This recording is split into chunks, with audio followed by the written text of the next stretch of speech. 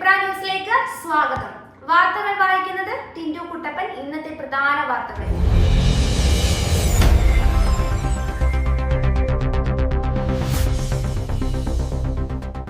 നിയമസഭാ തെരഞ്ഞെടുപ്പ് 2026 നാമനിർദ്ദേശ പത്രിക സമർപ്പിക്കാനുള്ള അവസാന ദിവസം ഇന്ന്.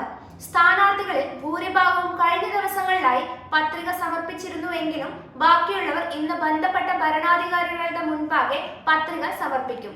പുനലൂർ UDF-ലെ തർക്കം പരിഹരിക്കപ്പെട്ടതിനെ തുടർന്ന് സ്ഥാനാർത്ഥി നൌഷാദ് യൂനുസ് ഇന്ന് പുനലൂർ RTO ഓഫീസിൽ ഭരണാധികാരികൾക്ക് മുൻപാകെ നാമനിർദ്ദേശക പത്രിക സമർപ്പിക്കും. കരുനാഗപ്പള്ളി NDA സ്ഥാനാർത്ഥി ജിതിൻ ദേവിന്റെ പത്രിക സമർപ്പണത്തിൽ പങ്കെടുക്കാൻ മഹാരാഷ്ട്ര മുഖ്യമന്ത്രി ദേവേന്ദ്ര ഫഡ്നാവിസ് എത്തും. തുടർന്ന് നടക്കുന്ന സ്ഥാനാർത്ഥികളുടെ റോഡ് ഷോയിലും അദ്ദേഹം പങ്കെടുക്കും. മൈസൂരു എക്സ്പ്രസ് ഹൈവേയിൽ ബസ് അപകടം, 4 മലയാളികൾ മരിച്ചു. മൈസൂർ കോഴിക്കോട് നിന്ന് ബംഗളൂരുവിലേക്ക് പോയ സ്വകാര്യ സ്ലീപ്പർ ബസ് അപകടത്തിൽപ്പെട്ട് 4 പേർ മരിച്ചു. തിങ്കളാഴ്ച പുലർച്ചെ 4:10 മൈസൂരു എക്സ്പ്രസ് ഹൈവേയിൽ മധൂരിനും ചന്നപ്പട്ടണയ്ക്കും ഇടയിലായിരുന്നു അപകടം നടന്നത്. ബസ് ഡിവൈഡർ ഇടിച്ചു കയറി മറിഞ്ഞതാണ് ദുരന്തത്തിന് കാരണം. മരിച്ച 4 പേരും മലയാളികളാണെന്ന് അധികൃതർ അറിയിച്ചു. പാചകവാതക ക്ഷാമം, വിറക് വിളിക്കും തീപിടുത്തം. എടക്കര പാചകവാതക ക്ഷാമം മൂലം ഇനി വിറക് വാങ്ങി അടുപ്പ് ഉപയോഗിക്കാമെന്ന് കരുതിയാലും വിറകിനും തീപിടിച്ച വിലയാണ്. ഒരു ഓട്ടോ ഗുഡ്സ് വിറകിന് ഒരാഴ്ചക്കുള്ളിൽ തന്നെ 500 രൂപ വർദ്ധിച്ചു. പാചകവാതക ക്ഷാമം തുടരുന്ന സാഹചര്യത്തിൽ ഇനിയും വിറക് വില ഉയരുമെന്നാണ് വ്യാപാരികൾ പറയുന്നത്. 500 രൂപയുടെ വർധന ഉടൻ തന്നെ 1000 രൂപയായി ഉയർന്നേക്കാമെന്നും അവർ മുന്നറിയിപ്പ് നൽകുന്നു. നിലമ്പൂർ മേഖലയിൽ ഒരു ഗുഡ്സ് അട്ടിവിറകിന് കഴിഞ്ഞ ആഴ്ച വരെ 3500 രൂപയായിരുന്നു.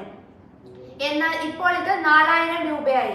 മില്ലുകളിൽ ഉരുപ്പടികൾ ഈറുന്നതിന് ശേഷമുള്ള വിറക് ഒരു ഗുഡ്സിന് 1000 മുതൽ 1200 രൂപ വരെ ലഭ്യമായിരുന്നുവെങ്കിലും കഴിഞ്ഞ ദിവസങ്ങളിൽ വില 1700 രൂപയായി ഉയർന്നിരിക്കുകയാണ്. തുടർ തോൽവികൾക്ക് പിന്നാലെ ഡേവിഡ് കാറ്റാലയെ നീക്കാൻ കേരള ബ്ലാസ്റ്റേഴ്സ്. കൊച്ചി ISL-ലെ തുടർ തോൽവികളുടെ പശ്ചാത്തലത്തിൽ പരിശീലക സ്ഥാനത്ത് നിന്ന് ഡേവിഡ് കാറ്റാലയെ നീക്കാൻ കേരള ബ്ലാസ്റ്റേഴ്സ് ആലോചിക്കുന്നു. കാറ്റാലയുടെ കീഴിൽ ഈ സീസണിൽ ടീമിന് ഒരു ജയം പോലും സ്വന്തമാക്കാനായിട്ടില്ലെന്നത് നിർണായക കാരണമായി വിലയിരുത്തപ്പെടുന്നു. മിക്കായേൽ സ്റ്റാരിക്ക് പകരക്കാരനായി കഴിഞ്ഞ വർഷം മാർച്ചിലാണ് കാറ്റാല ബ്ലാസ്റ്റേഴ്സ് കോച്ചായി എത്തിയത്. ടീമിന്റെ മോശം പ്രകടനത്തെ തുടർന്ന് മാനേജ്മെന്റ് മാറ്റങ്ങൾ പരിഗണിക്കുകയാണ്. ട്രംപ് ഇറാൻ വാക് പോരാട്ടം, ആഗോള വിപണികൾ വീണ്ടും തകർച്ചയിലേക്ക്. US പ്രസിഡന്റ് ഡൊണാൾഡ് ട്രംപിന്റെ മണിക്കൂറുകൾക്കിടയിലുള്ള നിലപാട് മാറ്റവും അടിച്ചാൽ അതേ നാണയത്തിൽ തിരിച്ചടിക്കുമെന്ന ഇറാന്റെ കടുത്ത മുന്നറിയിപ്പും ആഗോള സമ്പദ് വ്യവസ്ഥയെ വീണ്ടും അസ്ഥിരമാക്കുന്നു. ഇതിന്റെ പ്രതിഫലനമായി ലോക ഓഹരി വിപണികൾ ഇന്നും തകർച്ചയുടെ പാതയിലാണ്.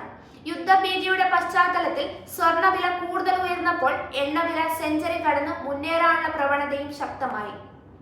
ഹോർമുസ് കടലിടുക്കിൽ ഇറാൻ സൃഷ്ടിച്ച ബ്ലോക്ക് നീക്കാൻ US നേരിട്ട ഇടപെടലില്ലെന്ന് കഴിഞ്ഞ ദിവസം പ്രസിഡന്റ് ട്രംപ് വ്യക്തമാക്കിയിരുന്നു.